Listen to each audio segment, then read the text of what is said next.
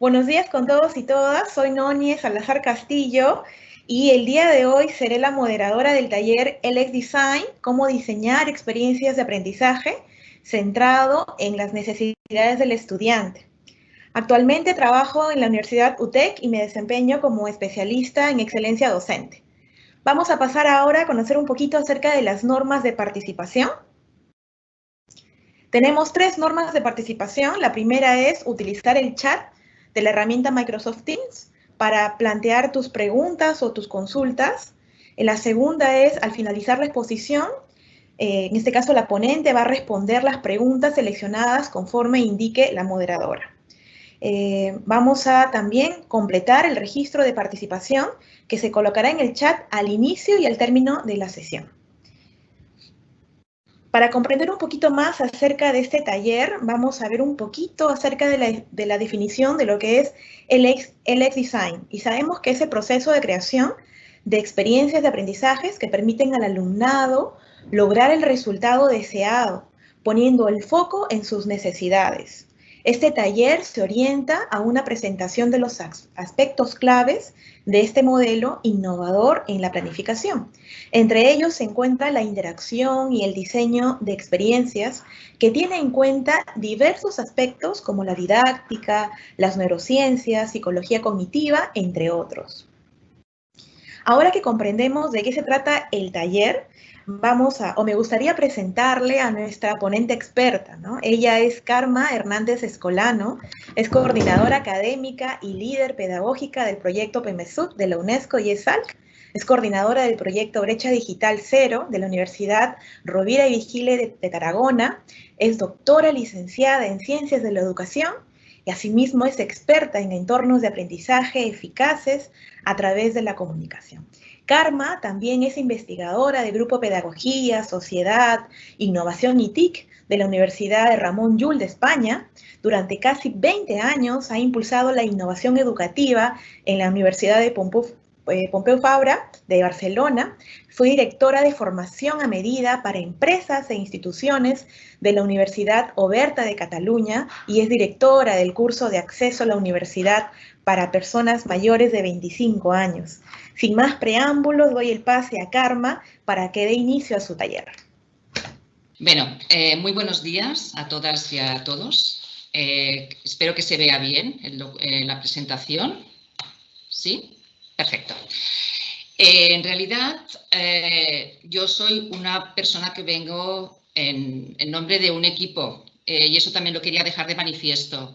Yo soy una persona que ha estado en este proyecto con 13 de las universidades que han estado trabajando con un modelo con el que les queremos presentar y que a través de UNESCO y del Instituto de Educación Superior para América Latina y el Caribe, que dirige pues, el doctor Francesc Padró y al lado de todas mis colegas, que quiero mencionarlas y agradecerles y saludarlas también desde aquí, a Yuma, a Mari, a Ivory, a María, a Blanca, y un cordial saludo a mi queridísima Ana Mendiguchea, con la que hemos ido haciendo este recorrido conjuntamente.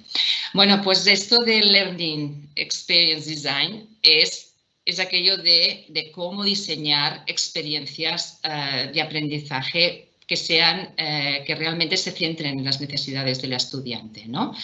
Esto se puede hacer desde un formato presencial o desde un formato digital. Estamos en un congreso que va sobre temas de estar conectados y de estar conectadas y en realidad tenemos que buscar nuevas fórmulas para que realmente haya vivencias de aprendizaje. Y entonces yo quería empezar el taller interpelándoles a ustedes y haciéndoles una pregunta que pueden, si quieren, responder en el chat o apuntar o anotar en una hoja de papel, porque esto también nos dará alguna información de referencia y es ¿qué experiencia de aprendizaje guardamos en nuestro recuerdo? Anótenla. ¿Qué vivencia les ha quedado o de hace poco o de hace mucho sobre algo que hemos guardado en el recuerdo? Mientras ustedes lo van apuntando, yo me permito la licencia de compartir con ustedes una experiencia de aprendizaje lejana que guardo en mi recuerdo y que es algo que me ha impactado a lo largo de mi vida y que ha marcado mi manera de proceder. Y mi vocación y todo. Es un recuerdo de infancia, de una clase de lo que se llamaba lectura. Y la lectura se podía convertir en algo muy, muy aburrido o en algo apasionante. Llegó una profesora nueva, muy joven.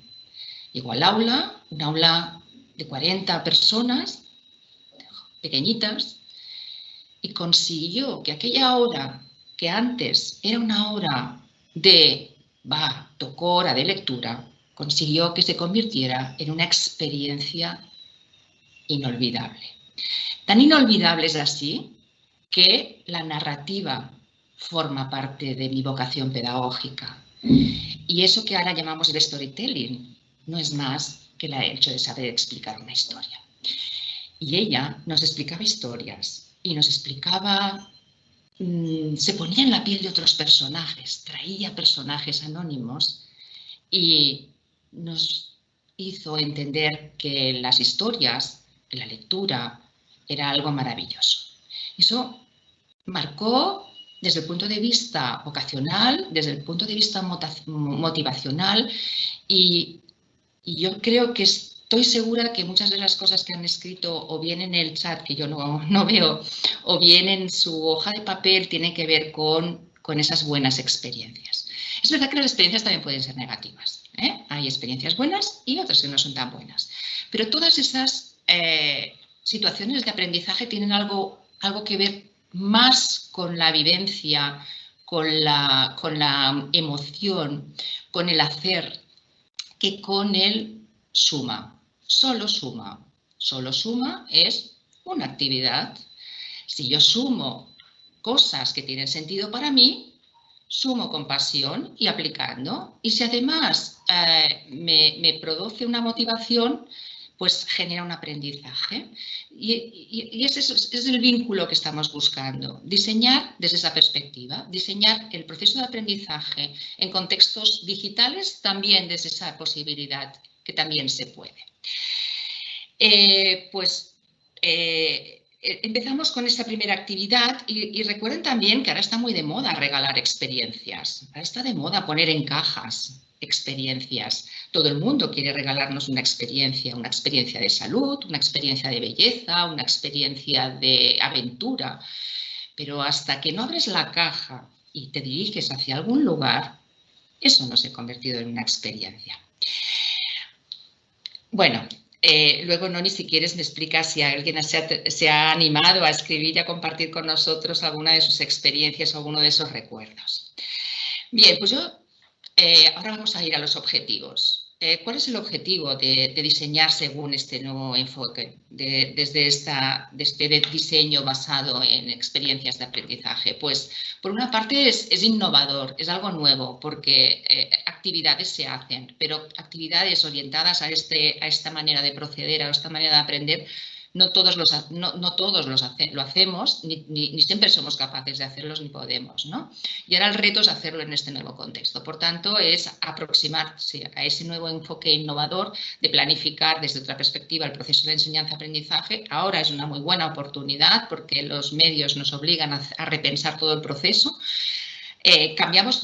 Diseñamos nuevos contextos, eso quiere decir que hasta incluso las nuevas herramientas las podemos convertir en posibilidades, en cosas que funcionan o que no funcionan a veces, pero posibilidades para generar ese aprendizaje entre el alumnado universitario, con los déficits, con las dificultades añadidas que supone y teniendo muy en cuenta, como muchos de los ponentes anteriores han comentado, que es que esa brecha existe, que es una brecha que agudiza temas de igualdad, de equidad, etcétera, etcétera, y muy conscientes de tenerlo en cuenta. Yo también comentaba, Noni, en la presentación, estoy ahora mismo en un proyecto dedicado no solamente a la brecha digital entre el alumnado universitario.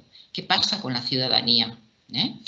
Pues ese es uno de los retos, trabajar también para la ciudadanía del siglo XXI, que es la que a veces no tiene esos móviles o esa capacidad de conexión. Y con eso transformar ¿qué? Pues transformar vidas a veces, orientaciones, experiencias, porque esas nociones para diseñar contextos de aprendizaje centrados en el alumno y en sus procesos, pues les ayudan a conseguir objetivos concretos, ¿eh? No solamente hacer una actividad por una actividad. La cuestión clave es como cuando organizamos un viaje, que planificamos un viaje o largo, corto, o lo imaginamos simplemente. Durante todo este tiempo que no nos hemos podido mover, nos hemos imaginado muchas cosas, hemos planeado muchas cosas donde nos hubiera gustado ir y afortunadamente teníamos una tecnología rudimentaria o no que nos ha permitido podernos conectar y poder planificar más allá de nuestra cuadrícula, de nuestra habitación o de nuestro espacio concreto. Entonces, bueno, es como cuando en ese viaje tenemos que decidir que tenemos 15 días, tenemos una semana, tenemos 2 días y tenemos que decidir qué experiencias de aprendizaje o de qué vivencias queremos vivir, cuáles son las más adecuadas, cuáles que podemos y cómo diseñarlas, ¿no?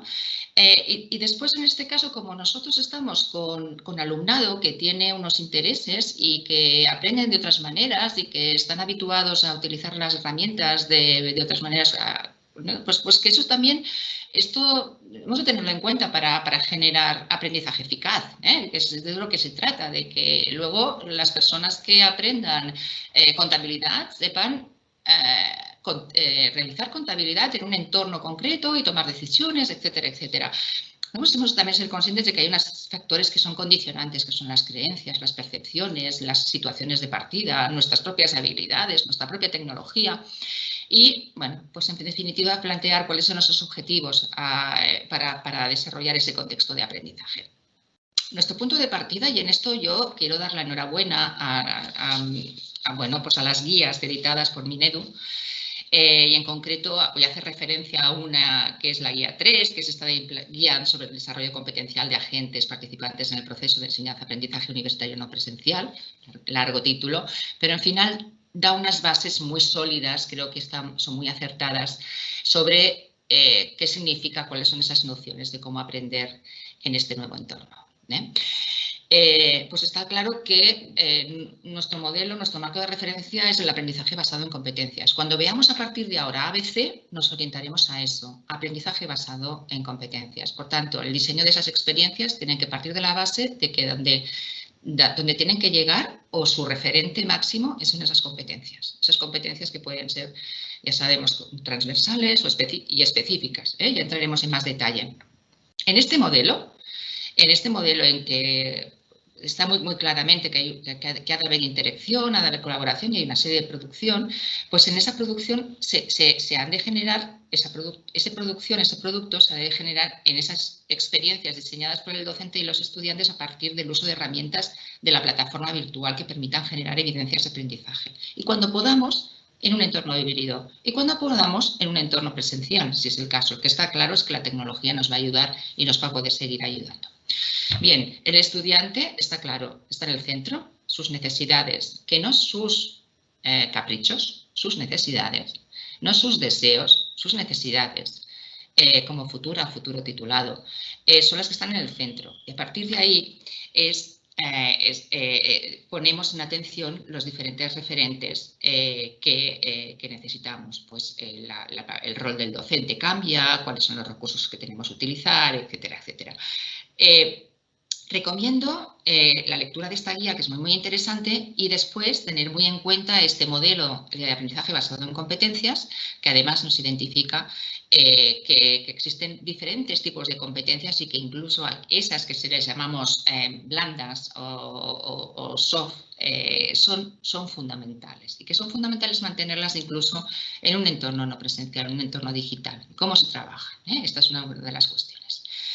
Esa ABC, al final, nos lleva a pensar que tenemos un alumno que va discurriendo su trayectoria académica en su viaje por esos estudios que han empezado totalmente virtuales en algunos casos. El alumnado que ha empezado este curso, el alumnado que empezó el curso pasado pasó unos meses presenciales, pero luego virtuales. Es decir, estamos viviendo una situación en que el alumnado también se está acostumbrando a habituarse a una nueva situación. Nosotros también, pero ellos y ellas también.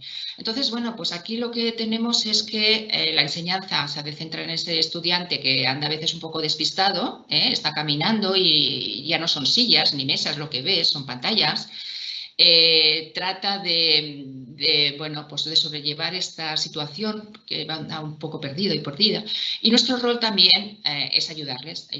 También andamos perdidos y perdidas, pero tenemos que ayudar en esa capacidad de estructurar el conocimiento, articular los conceptos claves, de ayudarles a dirigirles el trabajo, asesorarles, buscar la manera de conectarnos con ellos. Yo he escuchado personas que en el proyecto con esas 13 universidades nos explicaban la multiplicidad de recursos e inventos y de cómo se había agudizado el ingenio para mantener ese contacto, para que no se perdiera, que se pudiera garantizar la continuidad de los estudios, porque al final era muy, muy importante esa parte también emocional de mantener el contacto.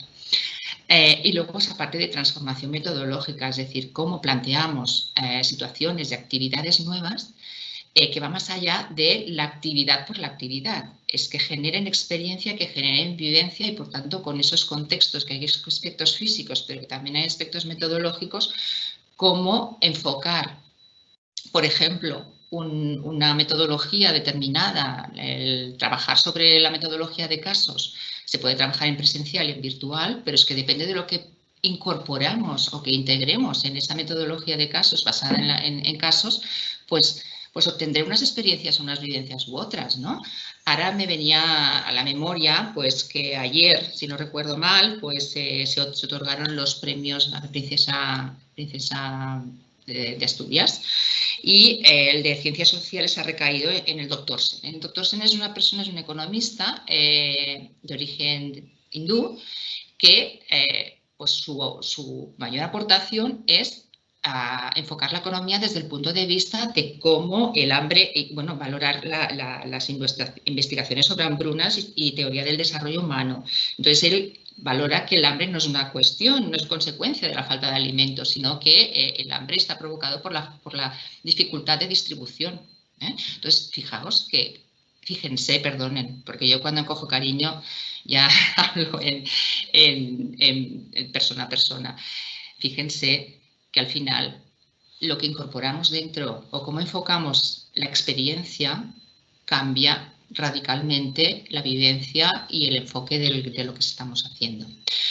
Bueno, y entonces yo les quería plantear una actividad que en inicio está planteada para hacerla a través de Menti. Estuve pensando muy bien qué herramienta escoger. Pasa que somos muchísimas personas y es una actividad que se puede hacer con esta herramienta, es gratuita, no requiere que uno se la instale, simplemente con incorporar el código ustedes se van desde donde se estén conectando, se van a utilizar, bueno, se van a la página web de Menti, en la parte superior les pide que incorporen el código. No lo vamos a hacer ahora público, porque si no dedicaríamos un tiempo, que yo lo que haré luego es compartirles los resultados. Ustedes podrán visualizar si participan en los propios resultados de la aplicación.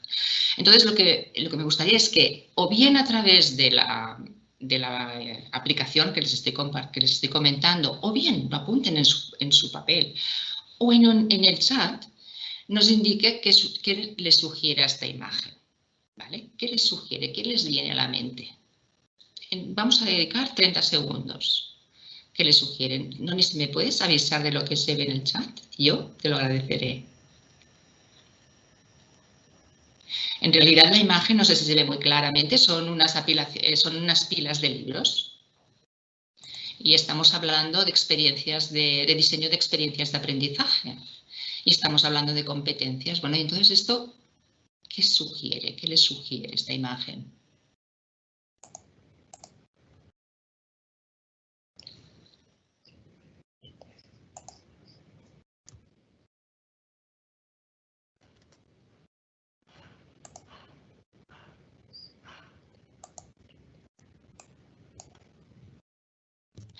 El resultado que tendremos sería una nube de palabras. De esa manera, yo podría obtener evidencias de sus percepciones, de sus opiniones, de lo que ustedes consideren. Y esto es una estrategia que se puede utilizar en el aula para favorecer la interacción y la participación. En estos momentos somos muchísimas personas, entonces, bueno, esto en un aula la interacción es más fácil, es más fructífera, los resultados son más... Yo lo que quería mostrarles es que a través de estas herramientas se puede fomentar estas actividades, cierto tipo de actividades, esa participación y esa interacción, y es cuestión de escoger la más adecuada. Mentimer, por ejemplo, permite que haya muchas personas utilizándola, es un sistema web, permite utilizar nubes de palabras, permite utilizar estadísticas, permite utilizar diferentes estrategias para trabajar, ¿no? Encuestas, permite hacer encuestas, etcétera, etcétera. Bien, ya veremos lo que sale de aquí. Yo, si hubiera podido participar, pues hubiera dicho, pues aquí hay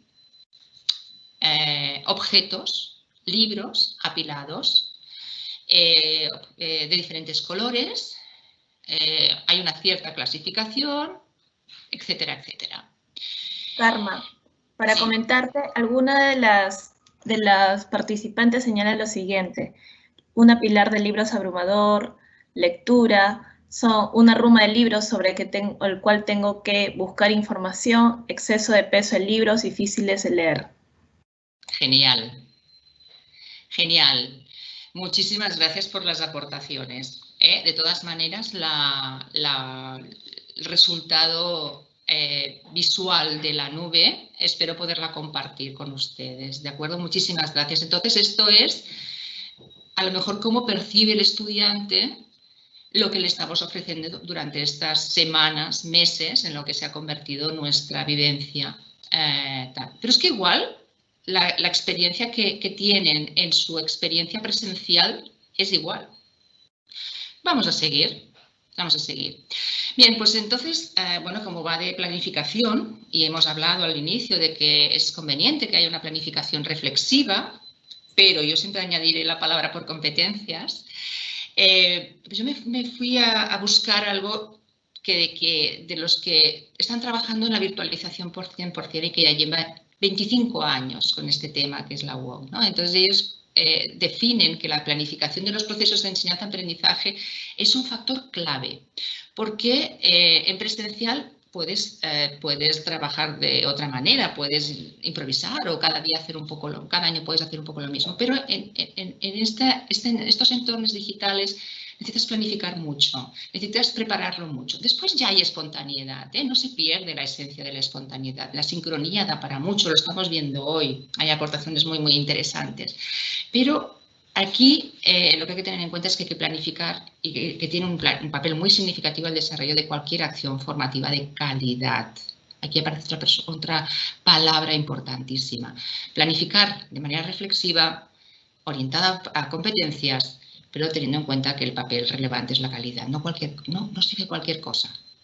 Entonces aquí los y las docentes tenemos que tomar decisiones en diferentes aspectos, a nuestro rol, al rol que queremos que adopte el estudiante, al tiempo, al espacio, qué hacemos síncrono, qué hacemos asíncrono, cómo agrupamos al alumnado, con qué metodología vamos a trabajar, porque ya hemos visto que trabajar de una manera u otra y con unos contenidos u otros varía mucho las reglas del resultado. ¿Y cómo vamos a evaluar todo esto? El tema de la evaluación es muy, muy interesante, pero no voy a entrar aquí porque hay otro colega que hará un taller sobre el tema de evaluación auténtica. Palabra auténtica. Experiencias de aprendizaje requieren que sean experiencias auténticas, significativas, sólidas. Esas son palabras clave. Entonces, bueno, pues vamos a algo que aportó Bain. Es un librito pequeñito, les recomiendo que hagan esta consulta. Bain en el 2004, todavía no habíamos oído hablar de esta pandemia, se empezaba a trabajar en formato digital, pero bueno, solamente eran algunas universidades, las presenciales básicamente estaban trabajando con intranets, compartiendo, teniendo algún repositorio de documentos, básicamente. Pero ella se planteó algo y dijo, bueno, ¿qué hacen los mejores docentes universitarios? Pues él de manera muy breve identificó claramente que los mejores docentes, y esto era resultado de un estudio, tenían una concepción positiva y constructiva de la capacidad del propio estudiante. Aquellos que pensaban que sus estudiantes podían. ¿Recuerdan el efecto Pygmalion?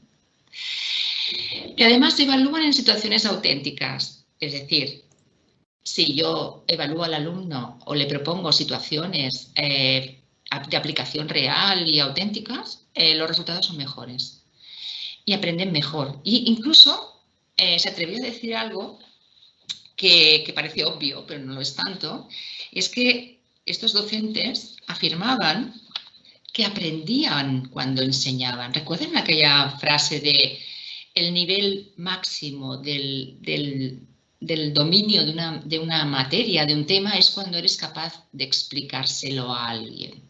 Entonces ellos decían que cuando enseñaban, ellos estaban aprendiendo si dominaban bien esa materia, porque enseñar es muy difícil. Pero ayudar a que otro aprenda aún es mucho más complicada, porque incluyen aspectos didácticos, un dominio sobre la materia y preparar una secuencia de aprendizaje para alguien que empieza en ese recorrido, en ese camino.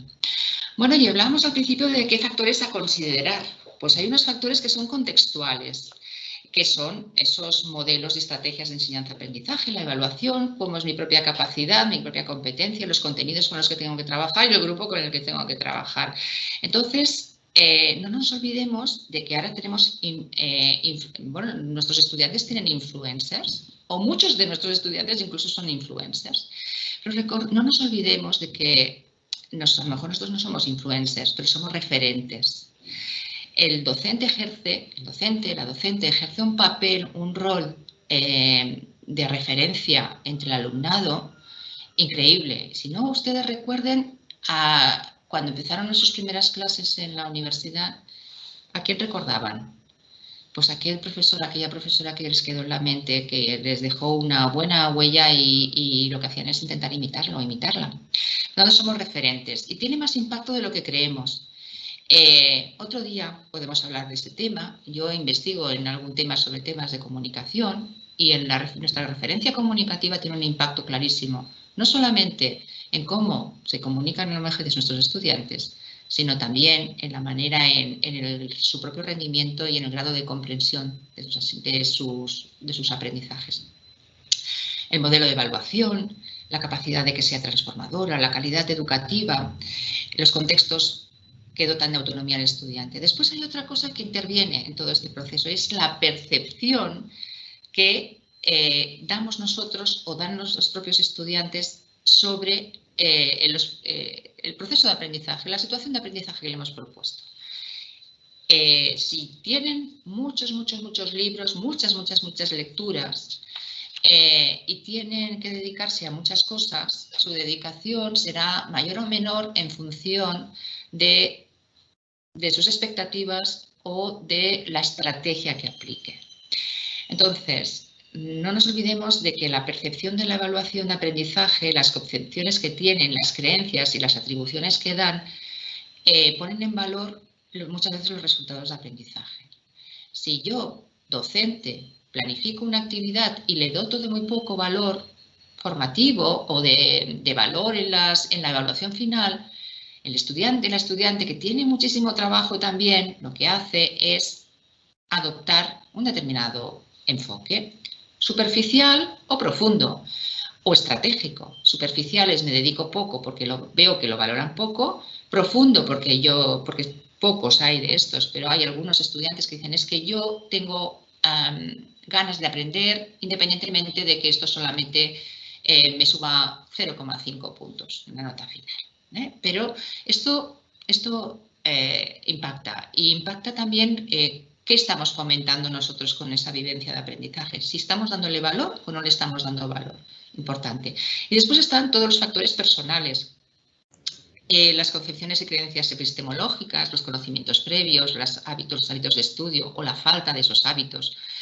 El tema del nivel sociocultural, en este caso la brecha digital, la equidad o la atención a las diversidades. Bueno, todo esto tiene un impacto y hemos de tenerlo muy en cuenta a la hora de diseñar esas experiencias de aprendizaje, que van más allá de ser actividades, porque una actividad una experiencia de aprendizaje puede ser un conjunto de actividades que me llegan a tener una experiencia.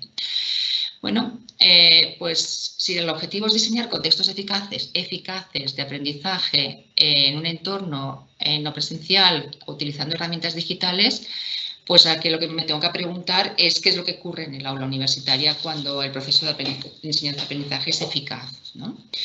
¿Cómo estudia nuestro alumnado? ¿Cómo aprenden? Pues nada, si ustedes se animan a utilizar también su libreta o su papel y incorporan pues esas palabras clave de qué es lo que ocurre en una aula universitaria cuando esto funciona, cuando es eficaz, pues incluso lo podemos compartir. Si lo quieren compartir por el chat, pues estupendamente. Lo que sí que les dejo una nota es de que lo que sí que ocurre cuando es eficaz es que todo es mucho más fluido y las cosas funcionan mejor porque está todo más parametrizado. Pues vamos del aula, de lo que pasa en el aula, que ese aula ya sabemos que ya no es física, en el aula física solamente hay sillas y mesas, ahora no hay alumnado, no hay profesorado, la interacción está en otro sitio, está en las pantallas, está en los entornos, está en el WhatsApp, está en diferentes entornos. Por tanto, el aula es un entorno físico que nos acogía, que nos ayudaba o no nos ayudaba, y ahora estamos en otro entorno que nos ayuda o no nos ayuda. Entonces debemos intentar hacer que sea lo más familiar, lo más atractivo para nosotros y para ellos también, Bueno, pues los entornos de aprendizaje evidentemente son algo más que esos componentes físicos, esas sillas, esas mesas, esas pizarras, esas no pizarras. Recordando el tema de la innovación, hasta hace muy poco la innovación era adquirir mesas y sillas en las que las personas pudieran trabajar en equipos, y ahora en estos momentos lo más innovador, lo más eficaz es invertir en otro tipo de espacios, en mejores intranets, en las soluciones y aplicaciones más potentes, en ejercer presión, y digo presión, sobre quien tiene poder de decisión para mejorar la conectividad de nuestros alumnos, quien puede tener la capacidad de conseguir mejores condiciones para que el alumnado tenga equipos suficientemente óptimos como para poder hacer esa trayectoria, este viaje que estamos organizando, aprendiendo.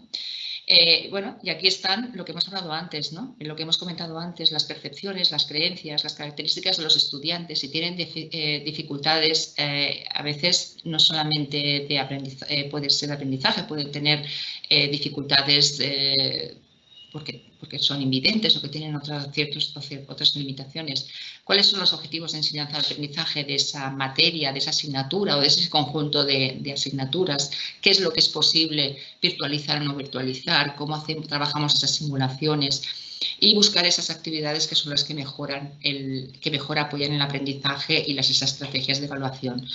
Por tanto, los entornos de aprendizaje dejan de ser esos espacios físicos y tienen ya que ver más con ubicaciones de diverso índole y atendiendo a los contextos y las culturas en las que los estudiantes aprenden. Y tener en cuenta que no todo lo que ocurre en el aula, virtual o presencial, genera aprendizaje, que muchos de los aprendizajes se desarrollan en entornos fuera de lo que es el aspecto formal. Esto ha sucedido ahora y antes.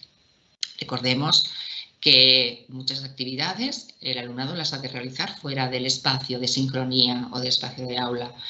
Hemos de diseñarlas bien porque ahora que tienen una cierta limitación en sus desplazamientos, en su movilidad, pues ver qué es lo que puede compensar esa dedicación.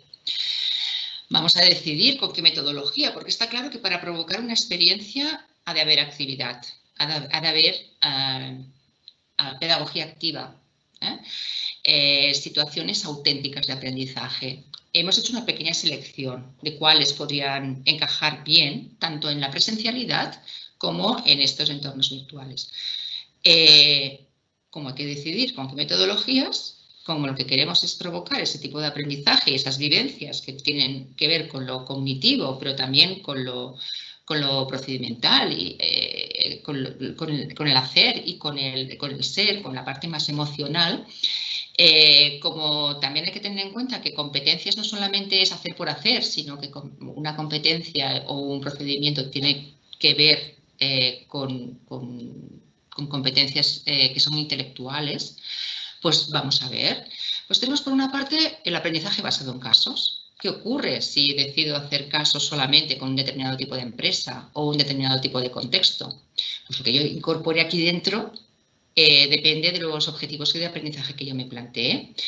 Está claramente que hay una serie de competencias transversales con las que se puedan trabajar, hay unos aspectos específicos y unas fases a tener en cuenta. Una de ellas, vamos a plantear otra metodología que provoca también esta situación de experiencial, que es el aprendizaje basado en problemas. Una situación auténtica, un problema a resolver, en la que el alumnado, individualmente o en equipo, pues ha de resolver ese problema, y también exige una cierta organización, tiene una serie de fases y nos permite trabajar una serie de competencias.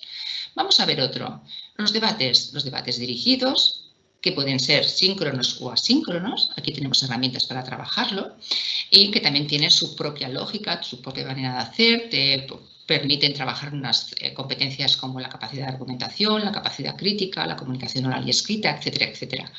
Porque imaginémonos que jamás ponemos en tesitura al alumnado de que presente nada en público. ¿Cómo va a desarrollar su competencia comunicativa oral? Además, teniendo en cuenta que es una competencia en la que tiene mucho que ver los referentes o las posibilidades de aprendizaje en las que yo me he puesto o no me he puesto. Y en las que quien tiene un entorno socioeconómico más acomodado o mejores referentes en su entorno, pues tiene más ventajas. Pues, ¿cuál es nuestra obligación? Desde la universidad pública, nuestra obligación es garantizar que todo el alumnado está en situación de equidad. Por tanto, fomentemos ese tipo de competencias. Puzzle. Pues nos permite trabajar en equipo. Nos permite trabajar en equipo porque son piezas, nadie tiene toda la información. Cada uno tiene una parte de la información para resolver algo. Pues también se puede trabajar de manera digital. Ya veremos ahora con qué herramientas podemos hacerlo. Y hay una metodología en la que también se puede, que es el aprendizaje-servicio, en la que hay una transferencia y una facilitar a la comunidad algo aprendiendo que tiene una potencia enorme, en la que ustedes en Latinoamérica tienen han trabajado muchísimo. En Argentina en concreto, pues hay un referente excepcional y que me consta que hay experiencias en no presencialidad desde lo digital que permiten trabajarlo. Al tiempo que se está aprendiendo, se está dando servicio al propio entorno, entonces tiene mucha potencia. Bueno, aquí, como yo soy una fan de este tipo de metodología, pues les he dejado un poquito más de explicación de lo que es. Lo que es importante es no crear la necesidad, sino que haya una necesidad detectada a la que el alumnado de la universidad pueda dar respuesta en atención a esa tercera misión que tenemos como universidad, que es la transferencia, es trabajar con el entorno. Tenemos la Flipped Classroom, que ahora es fundamental. ¿Qué doy para que trabajen previamente? ¿Cómo utilizo las herramientas audiovisuales para que luego el momento síncrono, el momento en que estamos, sea un momento rico, un momento en el que podamos aprovechar para trabajar? Entonces, aquí hay que plantear pues, qué actividades son las previas, qué actividad de equipo, qué evaluación inicial o final se hace, si se trabaja en equipo, si se trabaja de manera individual. Aquí hay muchísimo camino a recorrer con los entornos digitales. Y bueno, tenemos otro elemento a tener en cuenta, que a la hora de tomar decisiones nosotros tenemos la necesidad y la obligación de pensar en la Agenda del 2030, en esos 17 objetivos del desarrollo sostenible y que por tanto hemos de procurar que en la metodología, en los contenidos, en la manera de enfocarlos, tengan en cuenta. Por tanto, ¿cuál sería el compromiso de la universidad con los ODS? Pues trabajarlo también desde esas herramientas, porque ya tenemos un poco identificadas las competencias, hemos visto que es necesario hablar de experiencia más allá de actividad, hemos visto con qué metodologías podemos provocar ese tipo de aprendizaje. Pero nos falta un poco ver qué herramientas hay, ¿no? Yo no voy a entrar en mucho detalle porque hay muchísimos más talleres que van a explicar más herramientas y son más expertos y expertas en ese tema, pero hay herramientas y hay muchas herramientas que nos permiten trabajar. Por ejemplo, si yo quiero saber, aquí pone lluvia, pero debería poner lluvia de ideas, el Padlet nos permite tener un muro digital para fomentar el trabajo colaborativo. Tenemos esta pizarra digital que es miro.com, que nos permite trabajar. La cuestión es tener en cuenta que son con grupos reducidos. Yo, por ejemplo, hoy ya no me he atrevido a ponerla porque realmente no hubiera sido plan. Mentimer nos permite trabajar la resolución de dudas y hacer preguntas. Jamboard permite pues eso, la participación en la práctica. Hay muchísimas herramientas. Herramientas que tienen una versión para la educación y que tienen una parte limitada, pues, gratuita, pero que se puede utilizar, que es lo que yo utilizo. Bien, y eso nos implica que hemos de desarrollar nuevas competencias, que es esa parte de lo digital, ¿no? Esa parte de docentes que diseñamos, que planificamos, que hacemos implementación didáctica desde lo digital, que hemos de utilizar herramientas digitales y que nuestro entorno es digital, pero es que el alumnado también necesita nuevas habilidades, tecnología, desde lo digital. Entonces aquí hay que ajustar pues, los recursos, las posibilidades reales de esos recursos o no, cómo es esa comunicación. No es igual hablar en un aula y dirigirte a personas a las que ves y puedes estar obteniendo identificadores como ahora, ¿no? Que hablo y a ustedes no les veo. Entonces, una manera de saber si capta el interés o no es ver pues qué actitud. Bueno, pues aquí está cambiando muchos parámetros de la comunicación, pero bueno, pues se buscan otras soluciones para todo el tema de la ética y el civismo digital, de la seguridad digital a tener en cuenta y lo que es el desarrollo profesional, de cómo mejoramos o cómo avanzamos en estos nuevos retos. La cuestión es final, no quiero alargarme más, vuelvo al documento de la guía 3, en la que se estructura cómo ha de ser ese sílabo, dónde planificar la asignatura. Pues este es nuestro entorno de trabajo, el sílabo. Nuestra herramienta de trabajo es el sílabo, un sílabo organizado para dar respuesta a esa educación no presencial. No sé si se ve mucho, pero la idea es que cuando vamos, ya una vez definidas las competencias transversales, etcétera, nos vamos a las unidades didácticas o de aprendizaje y allí es donde tenemos que decidir con qué metodología y con qué enfoque. En resumen, si ha de ser experiencias auténticas, significativas, consistentes, activas, etcétera, etcétera, la diferencia entre una secuencia orientada al aprendizaje basado en competencias, solamente centrada en las unidades de aprendizaje, yo podría decir, pues calcula, memoriza reglas, proponer actividades para analizar el margen de beneficios desde una perspectiva puramente numérica, y esto serían actividades de aprendizaje puras y duras. ¿Vale? Y después hay otra manera de planificar en atención a esas experiencias de aprendizaje, es decir, qué es lo que quiero provocar, cómo quiero interpelar a mi alumnado, cómo quiero que quede eso como una vivencia real, desde lo emocional, desde lo cognitivo, desde lo procedimental, integrado. Pues vamos a utilizar otro tipo de metodología y me va a suponer que las actividades tengan otra orientación, que sea pues, resolver problemas reales y auténticos de la comunidad. Entonces utilizaré el aprendizaje servicio o resolver una serie de casos que tienen que ver con pues con habilidades que pueda tener esa persona en el ámbito del derecho. ¿Vale? Un caso real, algo que ha sucedido hace poco, entonces eso interpela mucho más. Tener en cuenta la transferencia y el impacto social, esos ODS, los Objetivos del Desarrollo Sostenible. No nos olvidemos que tenemos una agenda que cumplir. Y, por ejemplo, no es lo mismo analizar el margen de beneficios desde un punto de vista puramente económico que hacerlo teniendo en cuenta lo que se denomina el impacto social. Ya sabemos que lo social tiene un valor incluso que se puede calcular, que esto es una novedad. Pues esto cambia muchísimo nuestro parámetro, nuestra manera de proceder, incluso las evidencias de aprendizaje que proponemos. Y entonces, bueno, ¿recuerdan esa primera transparencia, esa diapo en que yo les decía, bueno, ¿y a qué les sugiere esta imagen? Bueno, pues yo les propongo esta que es otra vez un poco, tiene que ver con un poco con lo que hemos hablado, y me gustaría ver qué es lo que les sugiere, que lo escriban en su papel, en el chat, porque la idea sería que hemos de ver si observamos alguna diferencia de lo que queremos conseguir.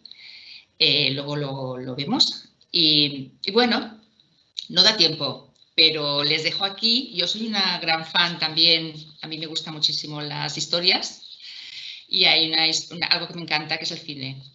Y entonces, bueno, yo en mis clases utilizo mucho como herramienta, en mis clases presenciales y las virtuales, utilizo muchísimo secuencias de cine, porque ayudan muchísimo a trabajar diferentes aspectos, y porque el guión lo permite todo y está todo perfecto. Y los actores y las actrices son fantásticos, y entonces te permiten trabajar esos aspectos. Entonces, he escogido una pequeña secuencia de una película ya un poquito antigua, que se llama Cadena de Favores, y me gustaría que, cuando puedan, accedan a este enlace y vean cómo se puede encargar una tarea, una experiencia de aprendizaje, en este caso a niños, motivando y impactando. Entonces, bueno, para mí es un valioso ejemplo que les dejo en sus manos, y bueno, como síntesis, estos pinceles, ¿no? de alguien que dibuja, que pinta esa trayectoria, ese camino que estamos consiguiendo. Y creo que hemos conseguido que queden esos 10 minutos para las preguntas.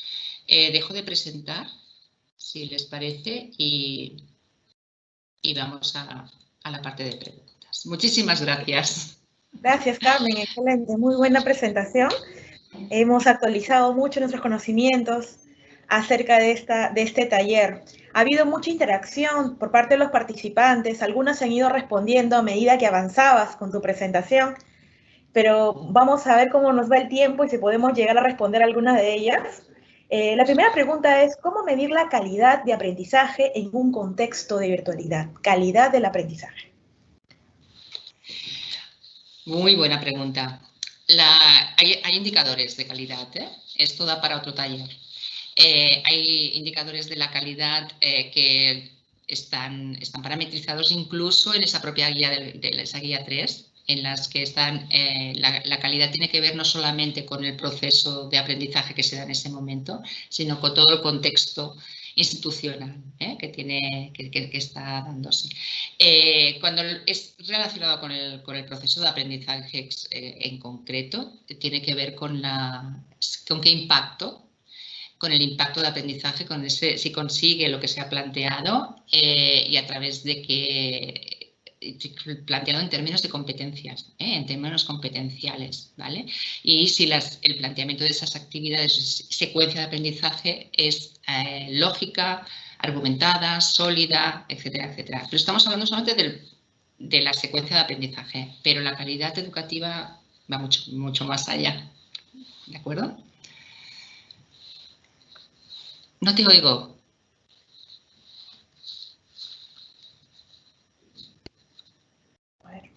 Ahora. ¿Ahora sí me escuchas? Ahora sí, perfecto. Ok, bueno, no sé por qué se apagó el micro. Te comentaba, esta pregunta se asocia un poquito más acerca a la efectividad, digamos, relacionado al número de estudiantes, ¿ya? Entonces dice, si por ejemplo tenemos un aula de clase con 30 estudiantes, ¿cómo medir la efectividad de la experiencia de aprendizaje si cada uno de ellos tiene una necesidad específica? ¿De qué tipo? Tenemos que saber primero qué necesidad es específica. Primero, la asignatura tiene un eje común, y eso lo marca el propio plan de estudios y la propia lógica de la asignatura. Evidentemente, cada persona es un mundo. Cada persona tiene una necesidad, ¿de acuerdo? Lo que hemos de ver es si son necesidades o de qué tipo de necesidades estamos hablando. Si son necesidades funcionales, si son necesidades de aprendizaje o son intereses, que eso es otra cosa. Entonces, si son necesidades funcionales, hemos de trabajar desde el punto de vista de la atención a la diversidad, ¿de acuerdo? Si son intereses, pues como ya llevamos mucha trayectoria y los docentes ya sabemos muy bien que vamos viendo pues personas que tienen mucho interés por avanzar, personas que tienen interés por llegar justo O podemos identificar previamente lo que hemos hecho antes, es decir, previamente hacer una identificación de necesidades o de intereses. Oye, ¿qué os interesa de este tema? ¿Vale? Entonces, hacerlo antes. Tenemos herramientas, lo hemos visto ahora. Identificar las necesidades. Entonces, por ejemplo, si hay que hacer un trabajo, agrupemos a los estudiantes en función de esos intereses. En el caso de que sean intereses temáticos, que son intereses de metodológicos, pues agrupemos por tal. O propongamos unas diferentes actividades para conseguir el mismo objetivo, atendiendo a esas diferencias. El otro tema hay que trabajarlo de otra manera. El otro tema hay que trabajarlo desde una perspectiva ya de lo que es la posibilidad real, porque hay una deficiencia o una dificultad de accesibilidad, etcétera. Entonces eso lo hemos de trabajar con el equipo de IT de nuestra universidad, vamos a buscar otras soluciones, ¿vale? Okay. Aquí también hay otra pregunta. Ahora que las universidades aprovechan la virtualidad para incluir más estudiantes en una clase, ¿qué estrategias virtuales funcionan mejor con grupos grandes? Aquí hay dos temas. Aprovechan para poner a más estudiantes, eso es una cosa. A ver, lo que sí que es verdad es que ahora lo que se está dando es una redistribución de la lógica de las dinámicas y de las sesiones, del tipo de sesiones. Por ejemplo, para favorecer que haya grupos más reducidos en los seminarios, en el caso que fuera, lo que hago es, como no tengo las horas que tengo, pues las sesiones masivas o las sesiones más exponenciales, por ejemplo, de exposición, pues, bueno, pues trabajo con más estudiantes. Pero luego, ese mismo número de horas, el docente no da más clases. Lo que hace es, puede tener luego grupos más reducidos porque puede trabajar más con seminarios. No sé si me he explicado suficientemente bien. ¿Vale? ¿Sí? Si esta es la lógica, si esta es la lógica. Si es otra la lógica, eso habría que entrar en el detalle, no lo sé. Sí, hay otra pregunta que se relaciona un poco con las técnicas e instrumentos de evaluación. Entonces, ¿qué técnicas e instrumentos de evaluación son más usadas en la educación virtual? Yo para ello les recomiendo que vayan al taller de mi colega, de Diego, porque allí les explicarán las técnicas y las herramientas concretas. Sí, a ver, hay herramientas concretas y cada proceso lo requiere. Eso si lo que se quiere es trabajar, garantizar que es el autor del trabajo, eso es una cosa. Y si lo que quiero es plantear estrategias para responder a preguntas, son otro tipo de herramientas. Lo dejo aquí para no alargarme porque quedan 4 minutos. Sí, esta pregunta dice, ¿cuál es el tiempo promedio en la que se debe diseñar una sesión de aprendizaje en la virtualidad? ¿Cuánto debe demorar, ¿no? Una sesión de aprendizaje. ¿Una sesión de aprendizaje síncrona? Síncrona.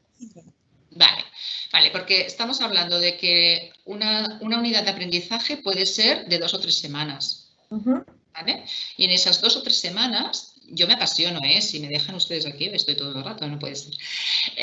Una secuencia de aprendizaje puede ser larga, es decir, para llegar a trabajar un aspecto concreto, una unidad didáctica concreta, pues necesito 3 semanas. Y ahí puede haber momentos síncronos y momentos asíncronos. ¿Vale? Vamos a centrarnos en esos momentos síncronos. Y esto ya es público y ya se han hecho estudios. Las pantallas agotan. Existe el llamado estrés pantalla y hay estudios, hay evidencias. Es decir, yo hace poco estuve dando un curso y es que trabajo temas de comunicación y mira, no he traído la evidencia, pero si no la puedo compartirla. Entonces, sabiendo que agota más, que ya hemos puesto de manifiesto que la mirada, nosotros miramos a la cámara, pero no miramos a los ojos y no vemos. Esto agota. Al cerebro humano le agota. ¿Por qué? Porque estamos acostumbrados, nuestro cerebro está desarrollado para ver al otro. Si no tenemos una dificultad añadida, pero estamos preparados para comunicarnos y ver al otro y nuestro cerebro está buscando siempre evidencias de si está llegando al otro o no. Aquí estamos cambiando de paradigma. Okay. No me alargo más. 3 horas para sintetizar. 3 horas de clase, mejor no. ¿Qué es preferible? Trocear y tener en cuenta la atención, las posibilidades de atención. Y otra cosa que es muy recomendable es intentar utilizar al máximo estas estrategias de interacción, sea haciendo preguntas, yo porque no les veía en el chat, pero Claro. o haciendo preguntas, o utilizando el Mentimeter, o utilizando otras estrategias, o decidme algo, o ya sabemos que los datos se gastan y que no podemos tener las cámaras encendidas todo el rato, porque eso consume muchísimo. Pero si yo estoy hablando con alguien y quiero ver a esa persona, porque me interesa ver su gestualidad, me interesa trabajar temas de comunicación con esa persona, pues le diré, oye, enciende la cámara porque ahora quiero verte. Y te llamo a ti, No, ni que quiero que me expliques esto, ¿vale?